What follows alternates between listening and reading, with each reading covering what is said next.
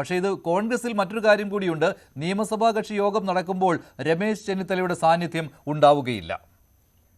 എനിക്കറിയില്ല അതിനെക്കുറിച്ച് കൃത്യമായിട്ട്. അദ്ദേഹം തിരുവനന്തപുരത്ത് ഇല്ല എന്നാണ് ഞാനും മനസ്സിലാക്കുന്നത്. പക്ഷേ അദ്ദേഹം തിരുവനന്തപുരത്തുണ്ട്.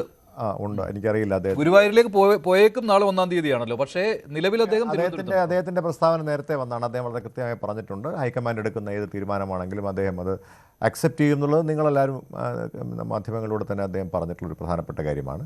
അതോടൊപ്പം തന്നെ അദ്ദേഹം ഇപ്പോൾ കത്ത് കൊടുത്തിട്ടുണ്ട്. ശ്രീ വി ഡി സതീശൻ്റെ അദ്ദേഹത്തിന് വരാൻ സാധിക്കാത്തൊരു സാഹചര്യത്തിൽ വി ഡി സതീശനെ പിന്തുണച്ചുകൊണ്ട് കത്ത് കൊടുക്കും എന്നും അദ്ദേഹം പറഞ്ഞിട്ടുണ്ട്.